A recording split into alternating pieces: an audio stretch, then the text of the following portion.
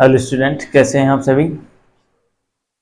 आज की class start करते हैं अपन।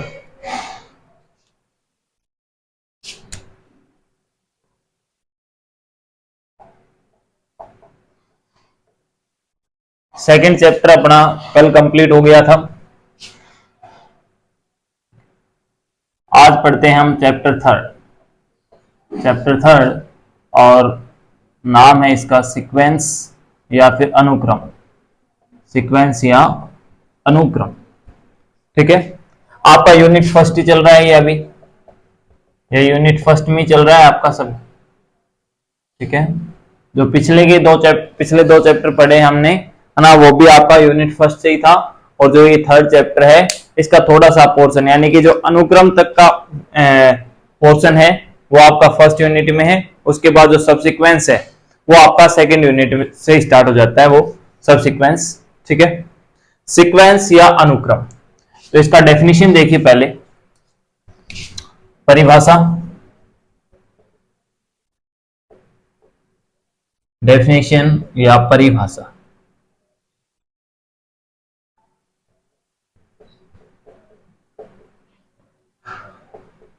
ये क्या है आपका, एक फलन होता है। माना ए एक, लिखिए, माना ए एक अरिक्त समुच्चय है, या आप उपसमुच्चय कह सकते हो एक आर का या फिर किसी और का। माना ए एक अरिक्त समुच्चय है, तब एक फलन एफ नेचुरल नंबर से ए पर, तब एक फलन एफ एन से ए पर अनुक्रम कहलाता है। अनुक्रम कहलाता है या अनुक्रम कहलाती है, ठीक है। अनुक्रम कहलाती। Let A B a non empty set, let A B a non empty set, then a function f from n to a is said to be sequence, ठीक है।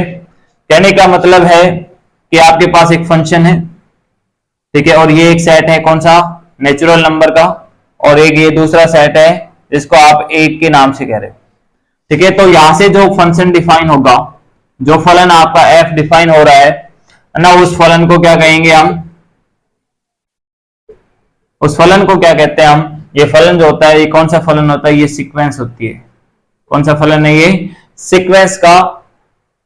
अच्छा, यहां से आप मान लीजिए कि वन का जो इमेज है वो मान लो x1 है, टू का इमेज x2 है, थ्री का इमेज x3 है, 4 का इमेज x4 है, 5 का इमेज x5 है, ठीक है। ऐसे ही आपके पास चलते जा रहे हैं ये, ठीक है।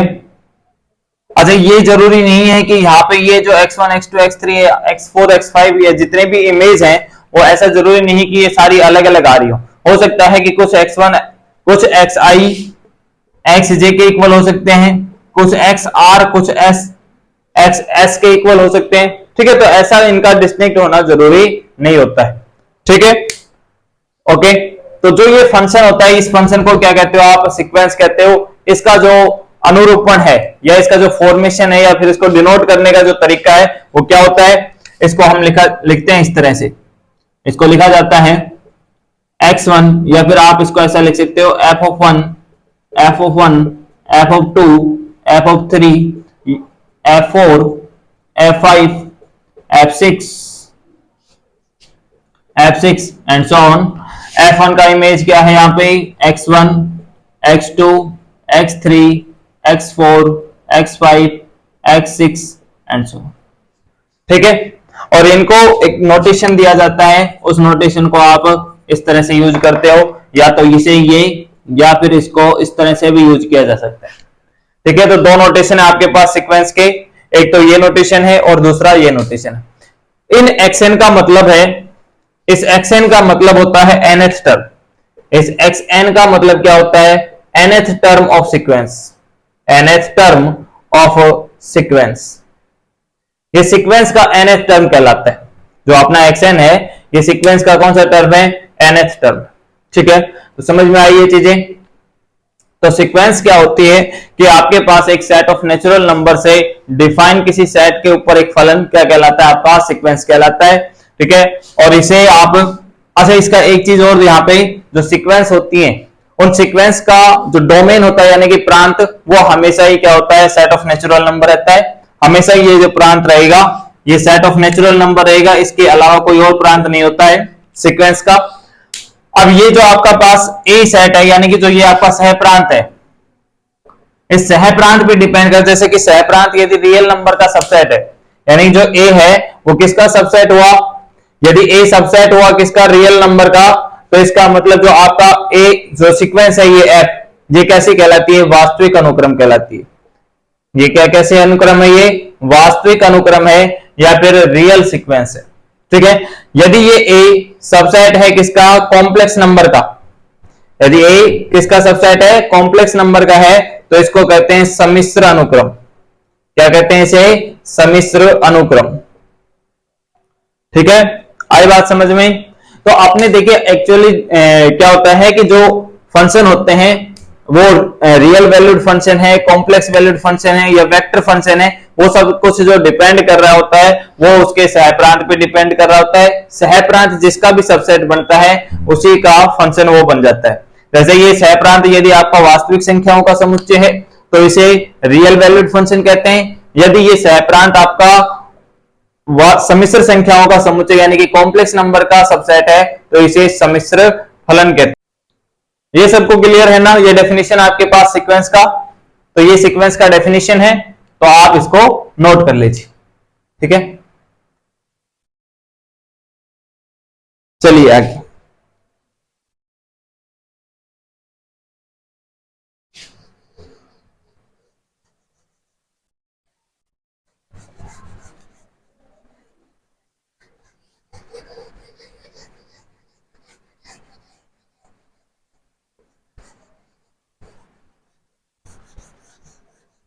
अभी सिर्फ अपने को डेफिनेशन लिखना था।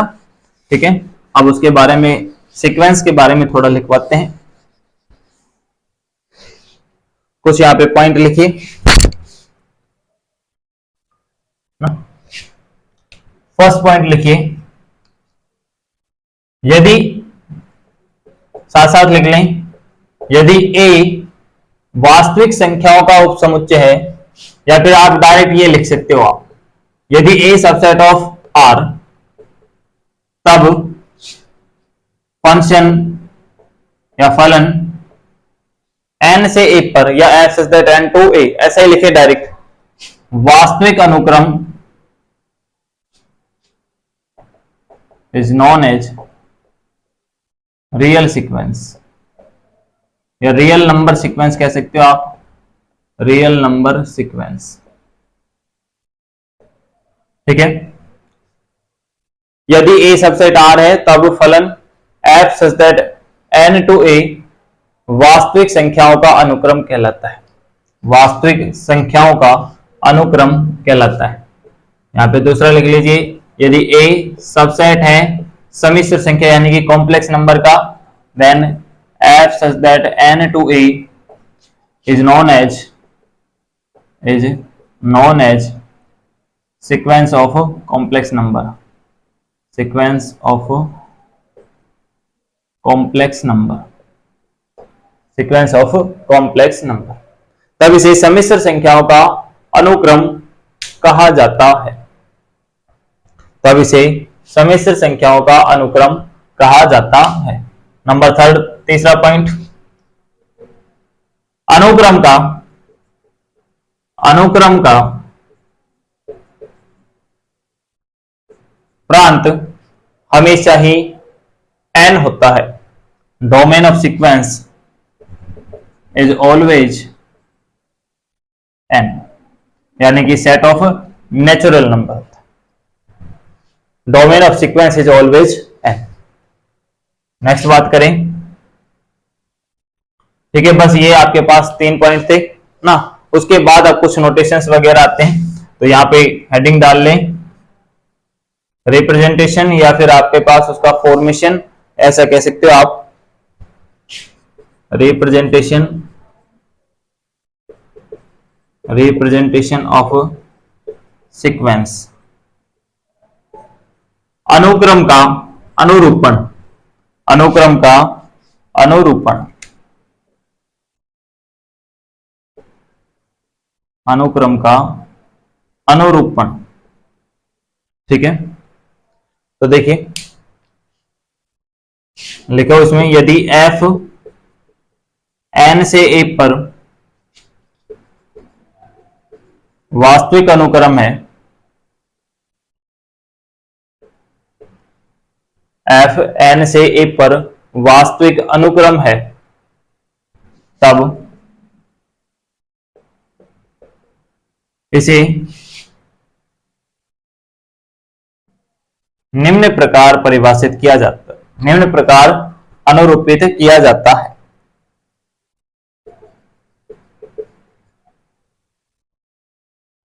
तब इसे निम्न प्रकार अनुरूपित किया जाता है। उसमें आप लिख ले ऐसे एफ ऑफ, चाहे आप उसको x1 लिख लो, यदि नहीं लिखना है ये 1 लिख लो, चाहे f1 f2 f3 f4, ठीक है, एंड सो ऑन, ऐसे चलते जाएंगे। या x1 x2 x3 x4 x5 x6 and so on x, ठीक है, इस तरह से। उसके बाद लिखें सीक्वेंस या अनुक्रम को निम्न प्रकार प्रदर्शित करते हैं या निरूपित करते हैं। Sequence is denoted by, sequence is denoted by action, और इस तरह से एक्शन, ठीक है। सीक्वेंस या अनुक्रम को निम्न प्रकार प्रदर्शित या व्यक्त किया जाता है, एक्शन और दिस, ये दो नोटेशन है आपके पास सीक्वेंस की, ठीक है।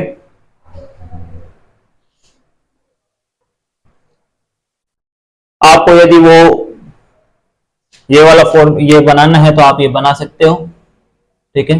ये आपके पास क्या है, सेट ऑफ नेचुरल नंबर है, ये आपके पास a है, यहां से एक फंक्शन जो है f, इसे सीक्वेंस कह रहे हो आप, ये 1 2 3 4 एंड सो ऑन, और यहां से इसकी इमेज आया x1, इसका इमेज आया है x2, इसका इमेज आया है x3, इसका इमेज आया है x4, और ऐसे चलते जा रहे हैं, ठीक है।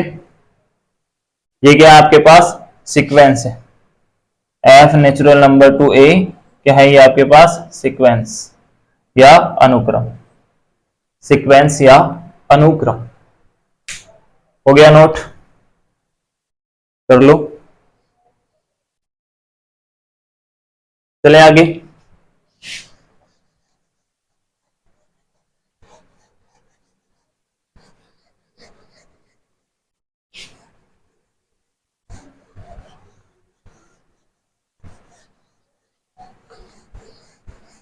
नेक्स्ट हेडिंग डालिए सीक्वेंस का परिसर या अनुक्रम का परिसर, range set of, range set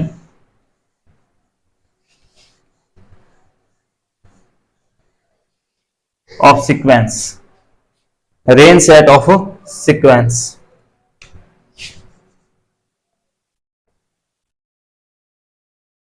range set of sequence या अनुक्रम का परिसर, अनुक्रम का परिसर, ठीक है, अनुक्रम का परिसर। तो जो जो आपके पास उसमें इमेज आ रही है ना, उन इमेज को ही क्या कहते हो, या इमेज का जो कलेक्शन होता है उसे ही क्या कहते हो आप, परिसर कहते हो, ठीक है। तो लिख लेंगे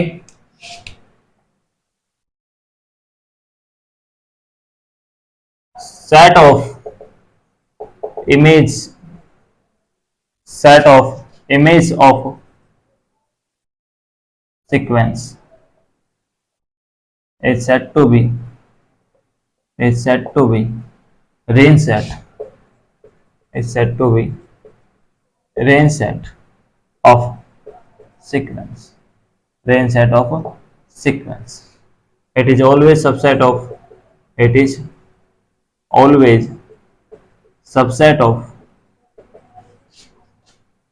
codomain is always subset of codomain. ठीक है, क्लियर है? लिख लो, अनुक्रम के या सेट ऑफ इमेज यानी कि आप कह सकते हो प्रतिबिंब का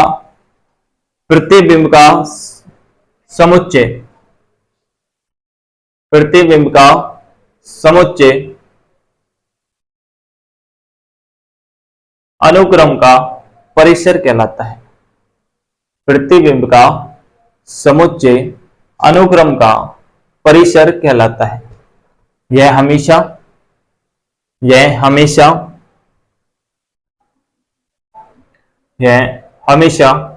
सह प्रांत का उपसमुच्चय होता है। यह हमेशा सह प्रांत का समुच्चय होता है। दूसरा इसका डेफिनेशन और लिख सकते हो आप, अनुक्रम के अलग अलग पदों का समुच्चय, अनुक्रम के अलग अलग पदों का समुच्चय परिसर कहलाता है। परिसर कहलाता या अनुक्रम का परिसर कहलाता है, एक ही बात है। ठीक है, लिख सकते हो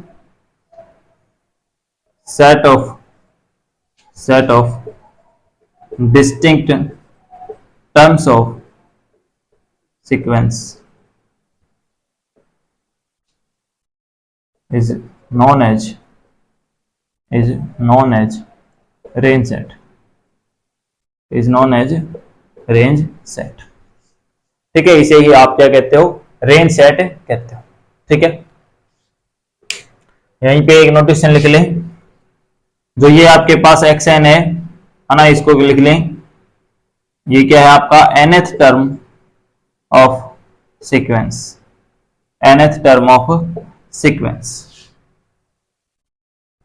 xn क्या है आपका nth टर्म है सीक्वेंस का या अनुक्रम का nवा पद। xn क्या है, अनुक्रम का nवा पद। ठीक है, तो ये हो गया आपके पास परिसर। उसके बाद बात करते हैं कांस्टेंट सीक्वेंस। कांस्टेंट सीक्वेंस किसे कहते हैं?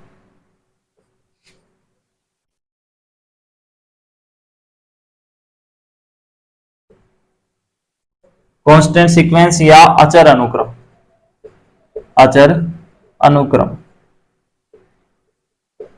देखो, चाहे तो लैंग्वेज में लिख लो, नहीं तो एक सीधा आप सिंबलिक फॉर्म में याद कर सकते हो उसको।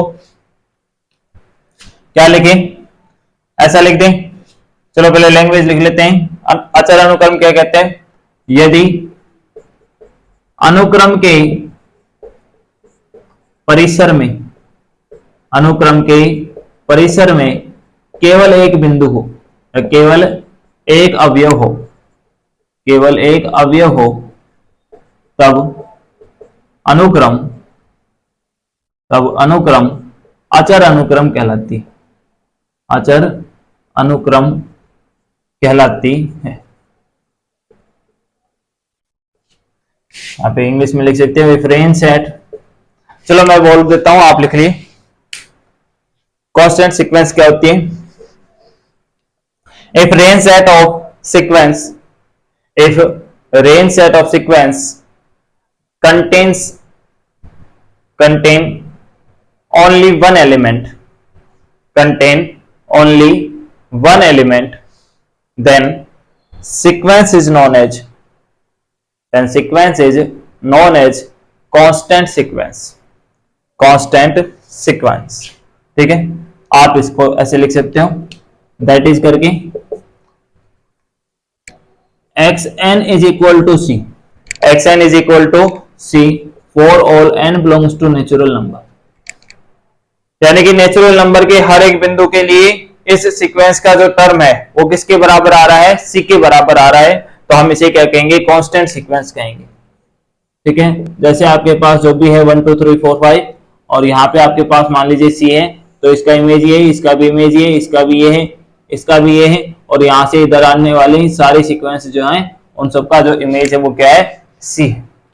ठीक है, यानी कि जितने भी आपके पास एलिमेंट्स हैं उन सबकी इमेज क्या मिल रही हो, सी मिल रही है। ये उसी तरह का है जैसा कांस्टेंट फंक्शन आप पढ़ते हो, तो कांस्टेंट फंक्शन वही होते हैं जिनका रेंज सेट क्या आता हो, सिंगलेटन सेट आता हो, यानी कि एकल समुच्चय वाला जो एकल समुच्चय का जो होता है परिसर, तब क्या कहते हो आप फलन को, अचर फलन कहते हैं। ठीक है, तो ये अनुक्रम जो है वो भी आपके पास एक फलन ही है। ठीक है, तो अचर अनुक्रम कब होगी, जब सीक्वेंस का हर एक टर्म का जो वैल्यू है वो क्या आ रहा हो, कोई एक फिक्स क्वांटिटी या एक फिक्स कांस्टेंट आ रहा हो ना, तब उसे कहते हैं अचर अनुक्रम या कांस्टेंट सीक्वेंस, कांस्टेंट सीक्वेंस। ठीक है, अब यहां पे बात करते हैं कुछ सीक्वेंस के एग्जांपल्स की बात करते हैं। ठीक है, हटाएं ये सब चीजें।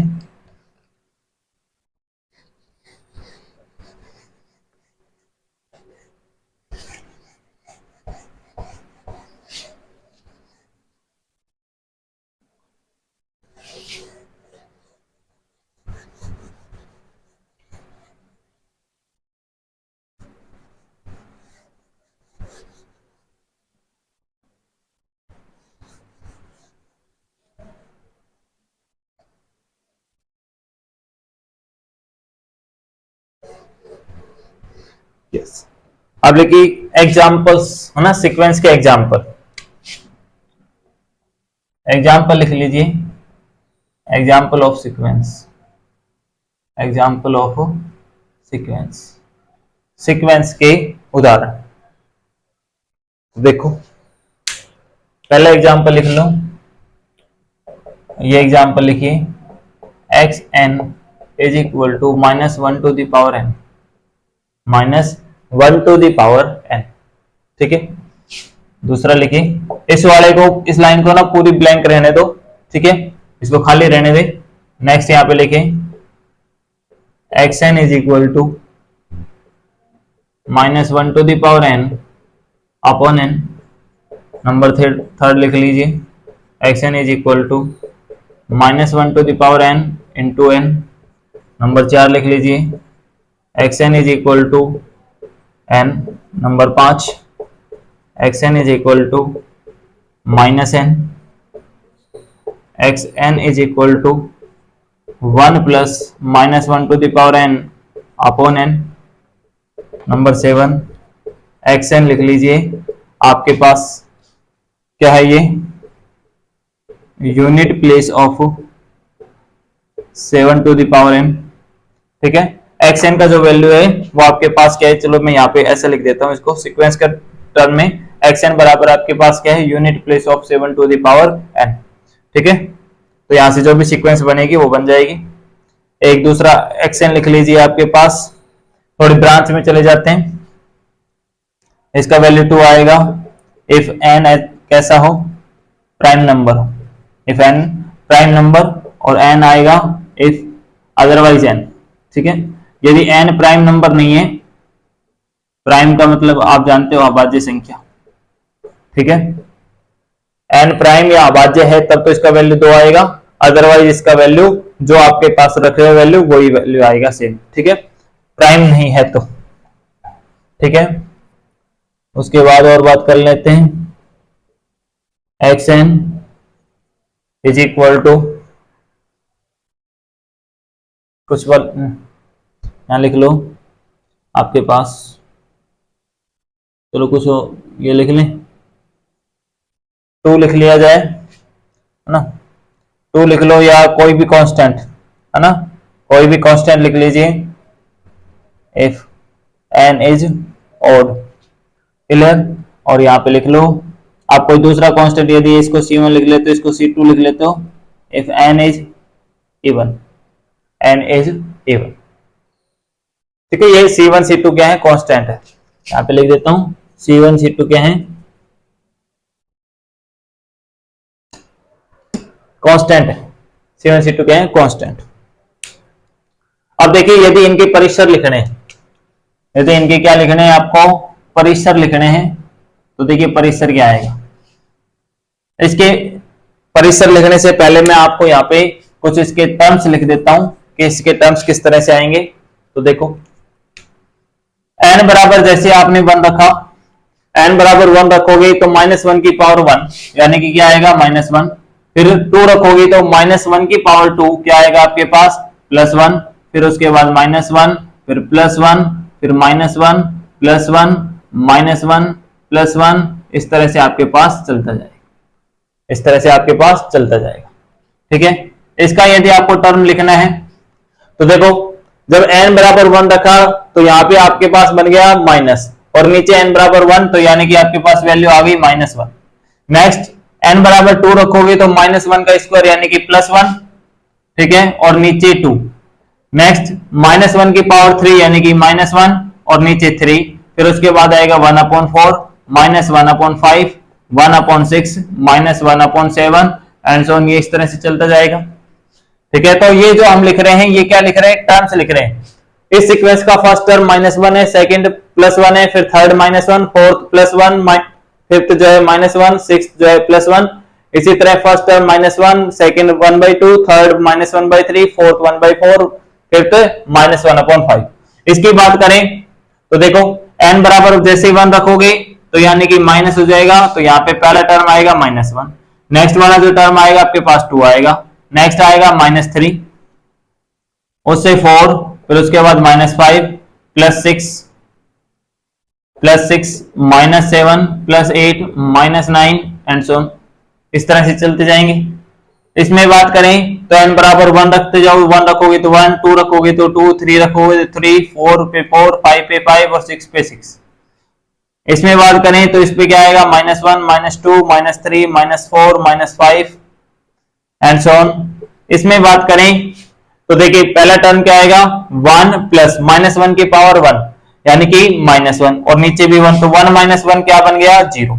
नेक्स्ट टर्म क्या आएगा आपके पास, 1 + 1/2। नेक्स्ट आएगा 1 - 1/3, 1 + 1/4, 1 - 1/5, ठीक है, और 1 + 1/6, और इस तरह से आपके पास ये चलता जाएगा ये टर्म्स। ठीक है, अब यहां पे आ जाइए, यहां पे कह रहा है कि xn जो है वो 7 की पावर n का यूनिट प्लेस।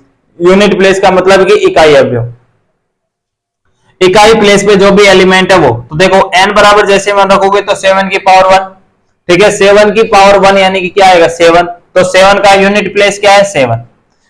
n बराबर 2 रखोगे तो 7 स्क्वायर यानी कि 49। 49 का जो लास्ट डिजिट है वो कितना है आपके पास, 9 है, यानी कि जो लास्ट वाला अक्षर है या लास्ट वाला जो आपके पास लेटर है वो कौन सा है, 9 है। फिर उसके बाद 7 की पावर 3 करोगे तो अपने को पूरा गुणा करने में इंटरेस्टेड नहीं है, तो ये लास्ट में 9 आया था 7 स्क्वायर करने पर, और जब आप एक बार 7 से और मल्टीप्लाई कर दोगे तो 7 9 से कितना हो जाएगा, लास्ट में कितना आएगा, 3 आएगा। ठीक है, उससे आगे एक बार 7 से और मल्टीप्लाई करोगे तो 7 से 21 और लास्ट डिजिट कितना आ गया, 1 आ गया। तो केवल यही टर्म आएंगे आपके पास, एक पर ये 7 9 3 1। अब उससे नेक्स्ट वाला जो टर्म आएगा दोबारा से 7 9 3 1, फिर उसके बाद 7 9 3 1, और इस तरह से आपके पास चलता जाएगा, पहला दूसरा तीसरा चौथा टर्म, फिर 5वां 6वां 7वां 8वां टर्म, फिर 8 9वां 10वां 11वां और 12वां टर्म। ठीक है, तो ये आपके पास रिपीट हो रहे हैं। यहां पे आपके पास क्या आएगा, इसमें बात करें तो देखो 1 जो है वो प्राइम नंबर नहीं है, 1 प्राइम नंबर नहीं है, तो 1 पे वैल्यू कितनी आएगी, 1 पे आएगी वैल्यू 1। तो 2 प्राइम नंबर है यानी कि अभाज्य संख्या है, तो प्राइम जब भी आता है n तो उसके लिए जो इमेज है वो कितना आ रहा है, वो 2 आ रहा है। 3 भी कैसा नंबर है, प्राइम नंबर है, तो वहां पे भी वैल्यू कितनी आ रही है, 2 आ रही है। 4 कैसा नंबर है, प्राइम नहीं है, तो यहाँ पे क्या आ जाएगा, 4 का 4 आ जाएगा। 5 प्राइम नंबर है तो दोबारा से 2 आ जाएगा। 6 कंपोजिट नंबर है तो यहाँ पे 6 आ जाएगा, और इस तरह से आपके पास चलता जाएगा। मैं रिपीट कर रहा हूं कि जितने भी आपके पास जो ये आप लिख रहे हो ये कोई सेट नहीं लिख रहा हो, ये क्या है आपके पास सीक्वेंस के टर्म्स है, ये सीक्वेंस के टर्म्स लिख रहा हूं। बाद में मैं इन सबको कलेक्ट करके इनका रेंज सेट बना लेंगे जो भी आपके पास आएगा। और यहां पे बात करें तो देखो एन ओड, यदि ओड नंबर ले रहे हो एन को तो उसका वैल्यू कितना आएगा C1। तो जैसे आपने एन बराबर 1 रखा तो 1 ओड नंबर है तो उसकी वैल्यू कितनी आई है C1। इवन नंबर पे वैल्यू कितनी है C2, तो जैसे कि C2 लिख दिया, फिर C1 आ जाएगा, फिर C2, फिर C1, C2 और इसी तरह से आपके पास चलता जाएगा। क्लियर है? आ रहा है समझ में? तो ये हमने जो लिखा है वो सब क्या लिखा है, इनका रेंज सेट लिखा है, सॉरी रेंज सेट नहीं लिखा है, ये इनका आपने टर्म्स लिखे हैं, सीक्वेंस ऑफ टर्म्स। ठीक है, तो ये आपके पास 9 सीक्वेंस थे, तो इनका नोट कर लीजिए।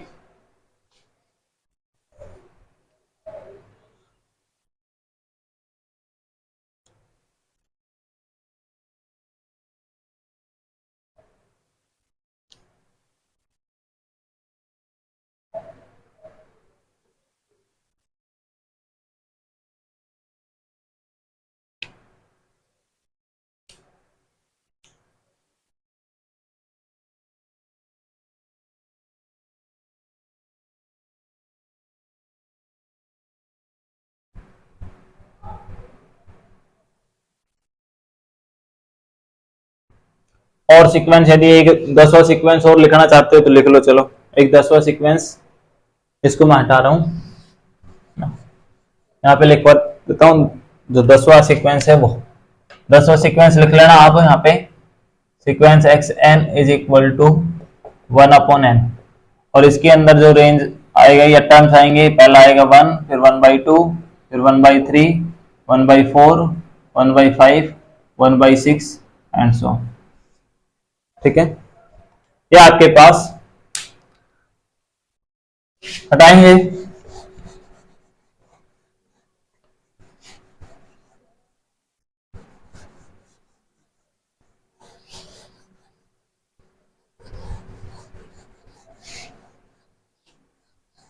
लास्ट नोट लिख लीजिए एक, है ना, फिर उसके बाद क्लास ओवर करते हैं। एक नोट करके लिख लो, दो सीक्वेंस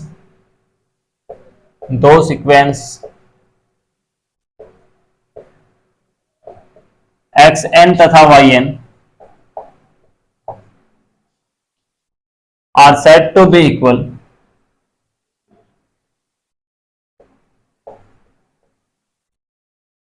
दो अनुक्रम एक्स एन तथा वाई एन समान सीक्वेंस या समान अनुक्रम कहलाती हैं, समान अनुक्रम कहलाती हैं यदि एक्स एन बराबर वाई एन हो, for all N belongs to natural number, for all N belongs to natural number, अर्थात x1 बराबर y1 के हो, x2 बराबर y2 हो, x3 बराबर y3 हो और x4 बराबर y4 हो, और इस तरह से आपके पास चलते जाए। ठीक है, तो ये होती हैं समान सीक्वेंस या समान अनुक्रम। क्लियर है? ठीक है, और बाकी की क्लास जो है वो अपन नेक्स्ट डे करते हैं, नोट कर लो ये।